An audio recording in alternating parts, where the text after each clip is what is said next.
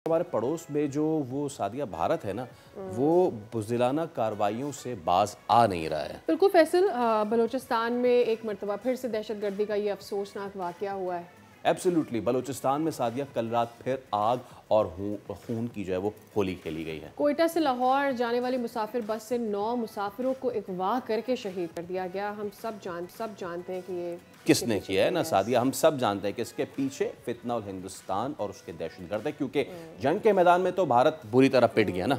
बिल्कुल बिल्कुल बिल्कुल पिट गया और उसको अब लग रहा है फैसल के मर्दानावार मुकाबला तो वो कर नहीं सकता पाकिस्तान का, इसलिए मासूम शहरियों को निशाना बनाने पर कंटिन्यूसली आमादा हुआ।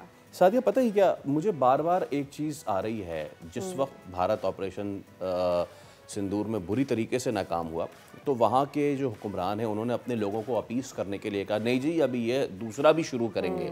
तो आप देख लें कि किस तरीके से वो ये मजमूम कार्रवाई कर रहा है, और जैसे ही जब शुरू हुआ वहाँ के मीडिया ने शादियाने बजाने शुरू कर दिए। बिल्कुल बिल्कुल, और एक दफ़ा फिर से हम देख रहे हैं कि वहाँ पर वही एटीट्यूड है कि जहाँ पर आप दहशतगर्दी को ग्लोरीफाई करते हैं, जहाँ पर आप जंग को ग्लोरीफाई करते हैं।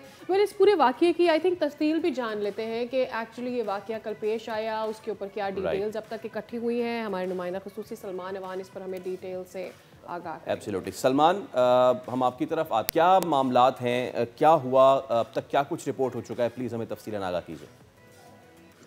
जी बिल्कुल, ये बहुत ही अफसोसनाक वाक़या है। जैसे कि आपने भी कहा फितना उल हिंदुस्तान का जिक्र किया, तो डेफिनेटली इसमें किसी को कोई डाउट नहीं होना चाहिए कि इसमें फितना उल हिंदुस्तान ही मुलव्विस है, उसी का ही हाथ है। क्योंकि ये बात पहले भी सिक्योरिटी ज़राए की जानिब से कही जा रही थी कि क्योंकि भारत को ऑपरेशन सिंदूर में मिलिट्री महाज के ऊपर, फौजी महाज के ऊपर मुकम्मल तौर पर शिकस्त का सामना करना पड़ा है, और उसकी पूरी दुनिया के अंदर आप अच्छे तरीके से जानते हैं कि रुसवाई हुई है, हजीमत हुई है, और उसका जो रद्द-ए-अमल है या बदला जो है वो भारत और उसकी प्रॉक्सीज जो हैं वो ले सकती हैं, खैबर पख्तूनख्वा में दहशतगर्दी करके, बलूचिस्तान में दहशतगर्दी करके, और बलूचिस्तान जैसे इलाकों के अंदर जहां पर दहशतगर्दी के खिलाफ वैसे भी कार्रवाइयां जारी हैं, वहां पर सिविलियंस या आम शहरी जो है वो दहशतगर्दों का सबसे सॉफ्ट टारगेट होते हैं। और दहशतगर्दों ने जब देखा है कि सिक्योरिटी फोर्सेस ने तो उनके लिए एक तरह से उनको काफी टाइट करके रखा हुआ है, तो उन्होंने सॉफ्ट टारगेट का इंतखाब किया और उन मुसाफिरों को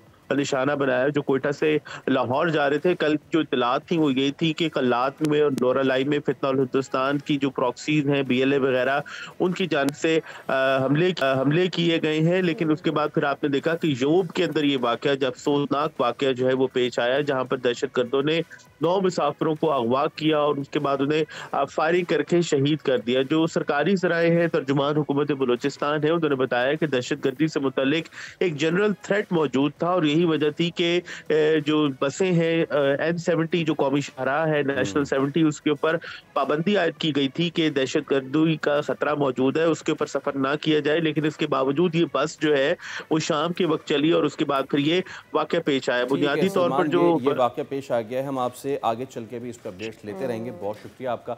ये तमाम तर वाकया पेश आया है एंड डेफिनेटली इस पे अब तमाम तर देखते हैं कि क्या मामला इन्वेस्टिगेशन की जाएगी एंड सो ओवर। मेरे ख्याल में पाकिस्तान इसके ऊपर भी एविडेंस पुल करने में कामयाब होगा, और जिस तरह से DGISPR का वो इंटरव्यू था, इसमें उन्होंने शवाहिद पेश किए, आई एम श्योर इसके ऊपर भी पाकिस्तान का ही मौक़िफ़ मज़ीद स्ट्रॉन्ग होगा और आने वाले दिनों में हम भारत को इस एंड पर भी शिकस्त देने में ज़रूर ही कामयाब। सब्सक्राइब करें और बेल दबाएं ताकि कोई खबर रह न जाए।